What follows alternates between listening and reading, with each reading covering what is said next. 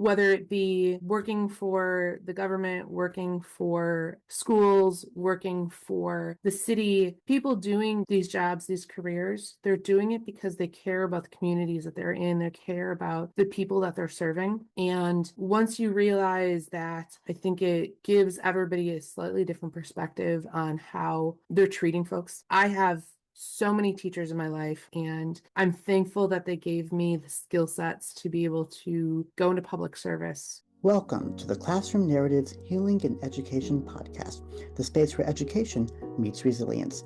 I'm Dr. Joey Weisler, and in each episode, we dive deep into the personal stories of educators, students, leaders, and frontline advocates who are navigating the complexities within modern education. Whether you're just starting your teaching journey or are a seasoned professional looking for inspiration, we'll explore how to foster meaningful change, prevent burnout, and build trauma-informed communities within our schools. Now, let's take a seat at the front of the classroom as we get started. Welcome back to the Classroom Narratives Healing and Education podcast, where I'm your host, Dr. Joey Weisler. Today's guest has lived a career that doesn't follow a traditional path, and that's exactly what makes it so interesting. Amanda Bell grew up on a small family farm in Wisconsin before spending nearly 25 years serving the public through the U.S. Geological Survey, leading teams dedicated to protecting water and natural resources. Along the way, she's continued substitute teaching because she believes leaders should stay connected to the classrooms and the communities that they serve. Today, Amanda is running for Congress, but regardless of where listeners fall politically, today's conversation isn't about telling you what to think. It's exploring why someone with a background in science and education would decide to step into public leadership, what schools have taught her about serving people, and why she believes that classrooms remain one of the most important places to understand how communities work. So, Amanda, thank you for joining us and welcome to the podcast. Thank you so much, Joey. It's an honor to be here. So let's go ahead and start with your story and your background, because again, your story is not one that we've heard all the time. From growing up on a Wisconsin farm to becoming a scientist to now substitute teaching while actively working on your federal campaign. So when looking back, what experiences have you found shaped you into the kind of leader that you're looking to become and continue to be?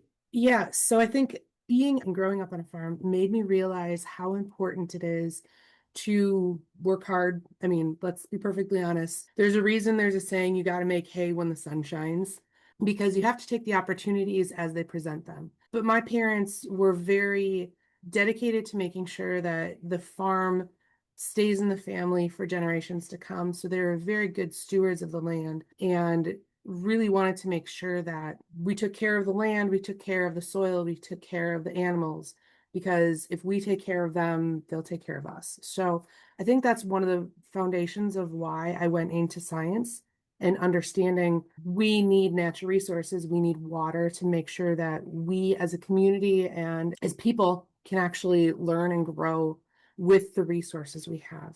Once I left the farm, I went to the University of Wisconsin, Stevens Point, got degrees in natural resources and watershed management, and began working for the USGS. One of the cool things is with being a public servant like that, federal employees, public employees, whether they're state, local, they don't get in that career to be like multimillionaires. We don't go into public service to become rich.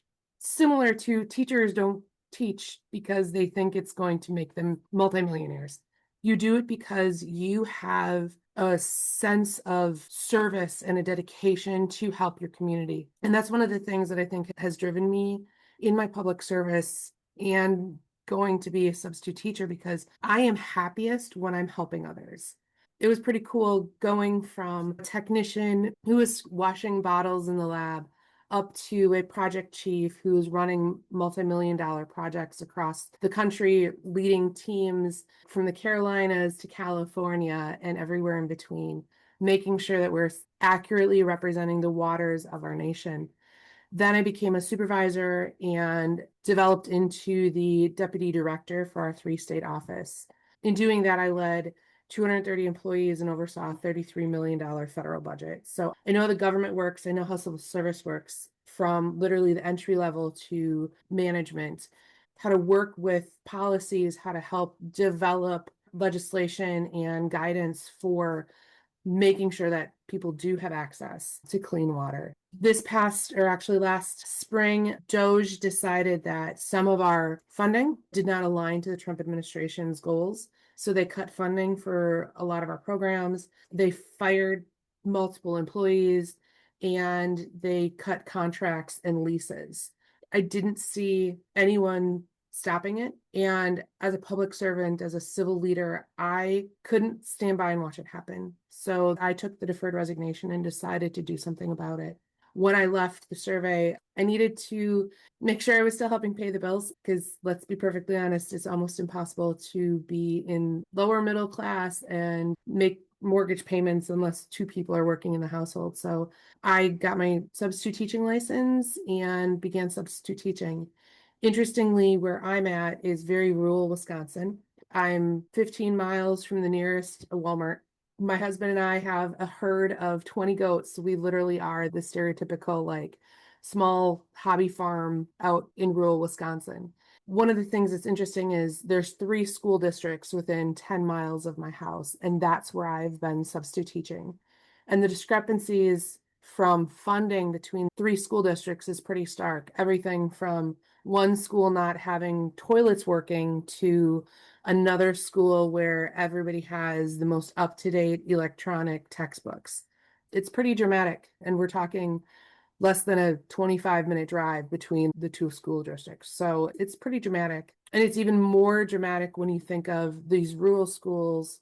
And admittedly, the 6th district where I'm running is large. It's 11 counties, 750,000 people, but it's over 6,000 square miles. And we have everything from schools where we've got 35 kids in a class, like the entire graduating class is 35 kids, to Port Washington, where there's 3,500 kids in a graduating class. Like, we've got very different dynamics. And I think being in the classroom and seeing these discrepancies is a stark reminder of why our education system needs some equity built in and some making sure that we have that consistency between school districts and the consistency between private voucher and public schools, because that's another difference that I'm seeing as well. I've noticed that too in my own home district, where I actually grew up in the 6th largest school district in the entire nation. Oh, wow. And within our district, there has certainly been some inequity between, let's say, the West and the East, where the West has schools with higher grades, the A and the B schools, that have a lot more resources than the C and the D and the failing schools on the East side. How have you seen that school grades make such a difference or such a divide in that? And at the federal level, is there anything that is being done or explored to really help provide equity to all different schools despite their performance? I'm not seeing it. About 15 years ago, our Wisconsin legislator and our governor passed what is called Act 10 that scraped a lot of resources from the school system. It cut up, or like basically made Wisconsin a right to work state. So it took a lot of the power of the unions away. It stopped properly funding Wisconsin schools, and it allowed voucher schools to have a lot more of a percentage of the taxpayer dollars. So that's on the state side. But then what I'm also seeing at the federal level is when our current administration is removing like special education to put that into Health and Human Services, or moving student loans to the IRS, it starts to break up our education system to the point where it's not a unified, holistic, like, hey, we have to look at the system as a whole rather than the individual parts. Because if we're only focusing on one piece, we're not seeing how it ties to all the other pieces. And especially if you pull that out and say, okay, now you're going to go put special education over in Health and Human Services, it doesn't translate into making sure all students benefit from advances in special ed. I think of it kind of like when new advances in accessibility happen, especially for folks with disabilities. I'm thinking even the ramps at crosswalks, right? Those were put in to be ADA compliant so that someone with a walker or a wheelchair or somebody with vision impairments, so they didn't trip over the curb. Well, that also helps folks that don't have disabilities, that helps the bikers, that helps the moms pushing strollers, that helps the dads walking their toddlers. It helps everybody so that people don't have to deal with that curb. So if we have advancements in special education and it's done over in a system where it's not integrated in the Department of Education, I don't think those benefits will be felt by the greater good. I think about how you could have left education behind after your federal career has taken off, but you're still continuing to campaign while substitute teaching. And what's continuing to bring you back into the classrooms? And what are you learning just from being in the system still that no leadership position in federal Congress could teach you on itself? I will say I've been substitute teaching everything from kindergarten all the way up to 12th grade. One week I substituted AP literature on Monday and Mm, Tuesday, mhm. middle school art on Wednesday, Yeah. and then kindergarten on Thursday and Friday. Wow. Yeah. So I did the whole gamut in one week.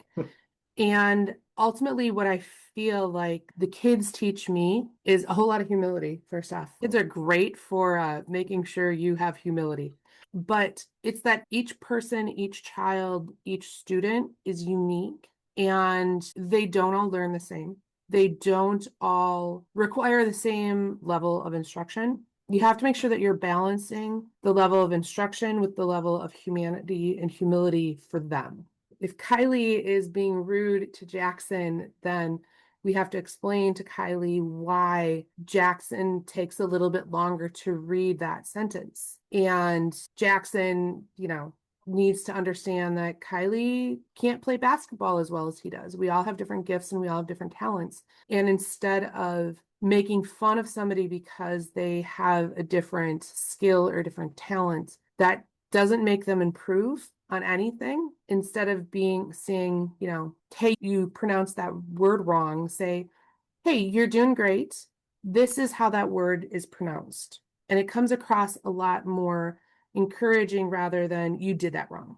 And I said, Jackson, you can say, Kylie, you're improving dribbling that basketball, but it might help if you try it this way instead of you're just really bad at basketball. We can do these things back and forth, and it doesn't have to be so negative. And it was a really interesting conversation because I literally had that exact conversation with a couple of kids in like fifth grade because everybody has their skills. And if we can encourage people to work on the skills that they're good at and build those, we don't have to focus on the things that they're not as good at. I think about that as well, where when you are in the classroom, in any role for any time of the day, you are the one in charge of ensuring that the students' academic and social needs are met, and emotional needs as well.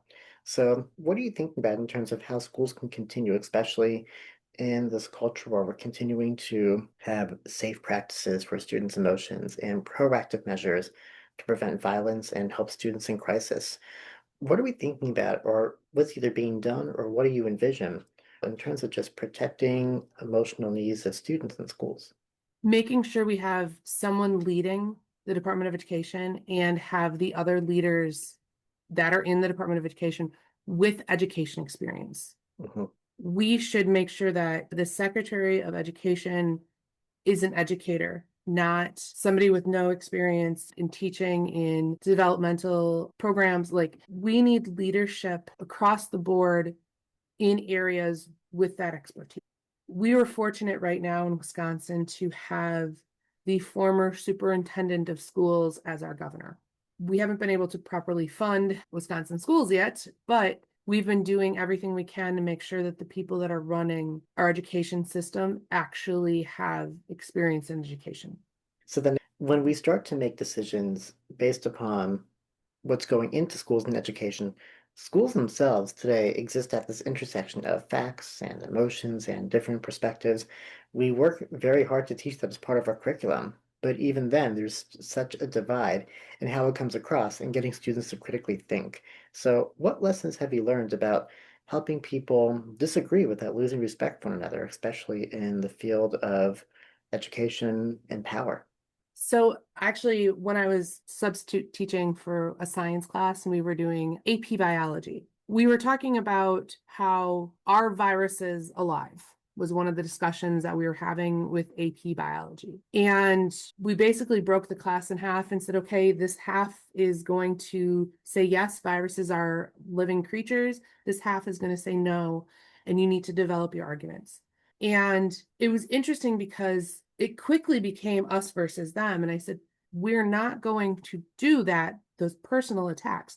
We are finding factual reasons why either like, yes, these are viruses that are alive, or no, the viruses are not. This is not a personal attack. This is literally just, let's find the facts that support those arguments. And it was very interesting because then at that point, there was a camaraderie to each of those groups that developed and saying, our side is right, our side is right. But when we got together and it talked back and forth, it was even more interesting to see how the group that said they weren't alive started to understand why the group that was saying they are alive, like, Right. and vice versa. And because the whole point was that they had to listen to each other's side. And then when all was said and done, decide, are they or are they not? But originally it started off with, even though these are factual, like we're just looking at the facts, opinions and alliances formed really quickly and oddly. And then all of a sudden I was like, okay, but we're not doing that part. We are going to just look at the facts. This is not a personal attack. And if we can approach everything with that, we're just looking at the facts. But then we also have to keep an open mind to somebody who's seeing the different side of things. And it was really interesting because it went from kind of gnashing of teeth to, oh, I get it. Okay, I can see why you would say that. The information that I found supports this, but I can see where the information you found supports that. I think it actually gave a really good visual of what's going on in our political climate too, Right. when the facts that you're getting are only showing you half of the information. Right. And we don't see that all that often. So how can we get people to continue critically leaning into issues and having productive dialogue around that? I think taking the personal alliance out of it is going to be the best way to do that. When I basically said we're only basing this on facts, that is when everyone like stopped being kind of mean to each other. We have to get facts back in. We have to make sure that we're using fact-based science and fact-based information for decision making, but we need to make sure we have all of the facts before we can make those decisions, because a lot of times now I'm seeing, even in education, decisions are being made with only partial information. Yeah, making those incomplete decisions about what to do about the future of education. So then I think about this as well, because education has appeared throughout your platform quite a bit. And it's ironic that we have incomplete information to progress institutions about thought and thinking. So Mhm. then, what have you seen schools are currently working to do to prepare students and learners and thinkers to become thoughtful and healthy, productive citizens throughout their communities? And what would you like to see more of through that?